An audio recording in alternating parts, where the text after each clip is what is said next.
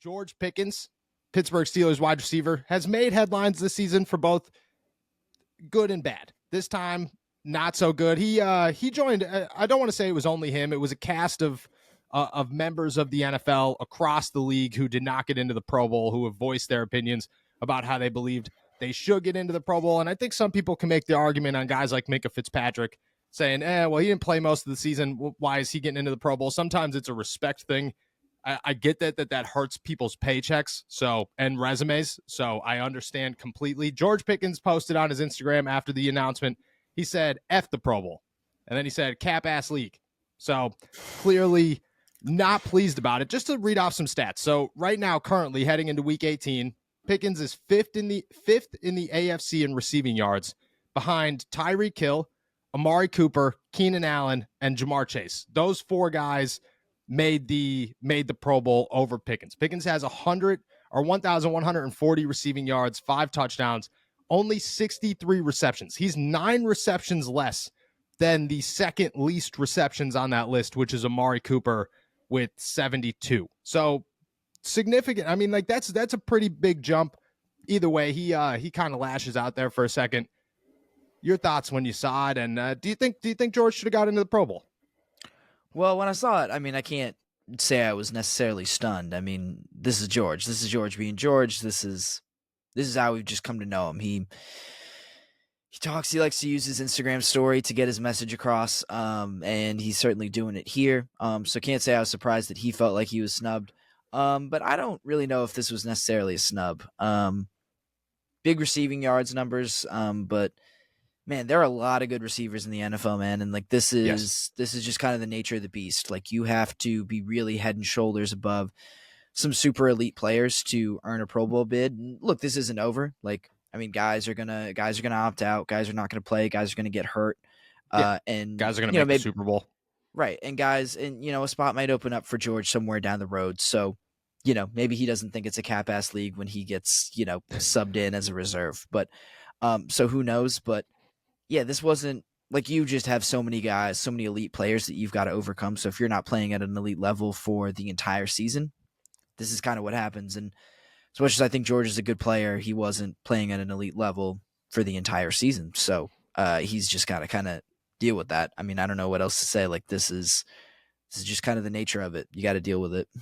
No, I agree. He's got 1, 2, 3, 4, 5 games over 100 yards. The rest of them, I mean, he's like got a 19-yard game. Yeah, he's got a game with -1 yard, 22 yards, 25 yards. And it's not all his fault. I think that's the big thing here is, if you take into consideration his quarterback situation and the offensive coordinator situation, maybe there's an argument for him. But in the grand scheme of things, like, Tyreek Hill is possibly the best football player in the league right now. Like, it's unreal. Amari Cooper, George Pickens puts up, just in comparisons here, George Pickens puts up one phenomenal game. Like, does the whole, quiet the noise, blah, blah, blah. Amari Cooper, like 24 hours later, breaks the franchise record for the Cleveland Browns. So, phenomenal. And then Jamar Chase, still dealing with quarterback issues, has worked pretty much the whole season with Jake Browning and has put up better numbers than George Pickens. It's tough. You're looking at the situation and you want to come up with ways that it does work out for GP.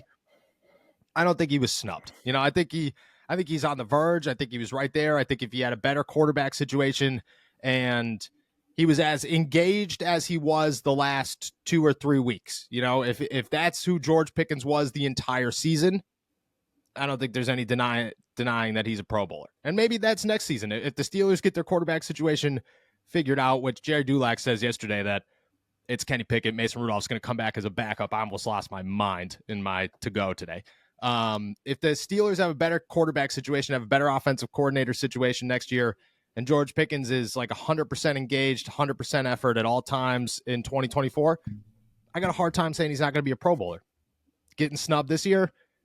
No, I don't. Like, if I'm going to be honest, I think Chris Boswell got snubbed a little bit more than George Pickens. And Chris Boswell gets snubbed every single... Like, this guy is probably a Hall of Famer. Chris Boswell is probably a Hall of Famer. Probably won't get into the Hall of Fame because he's just constantly going to be overlooked by a guy named Justin Tucker who played in the same division as him. And when you just... he makes the Pro Bowl every year, there's nobody else. There's one kicker.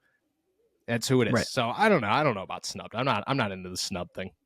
Yeah, like Amon-Ra St. Brown got like left out of the playoffs. The guy's ridiculous. That's what I'm saying.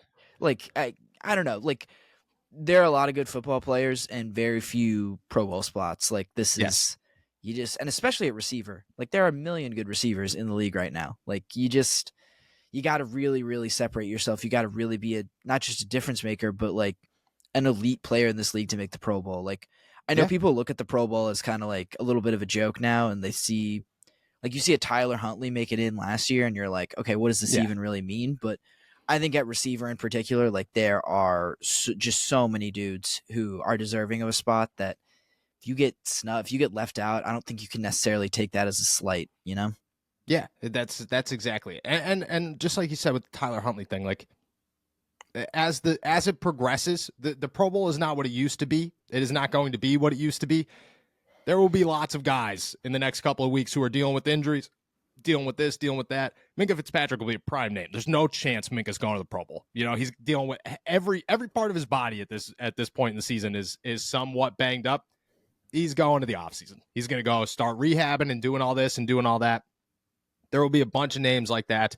George will probably get in, you know, depending. But either way, I mean, he's got outside of Jamar, I guess the two of them, Keenan Allen too. But there's a shot Amari Cooper and Tyreek Hill. They might be my two favorite teams in the AFC right now to make the Super Bowl. The Baltimore should be the favorite, but I don't know, there's something about Baltimore that just gets me. Like I'm just like, that Joe Flacco. It's gonna be Joe Flacco. So maybe George gets in there. But I again, I'm not into the snub thing. I think at wide receiver there's a billion good players. It's probably the hardest position to get into a Pro Bowl. And George, I mean, you just look at the body of work, and it was a good year. It was a great step forward for George Pickens.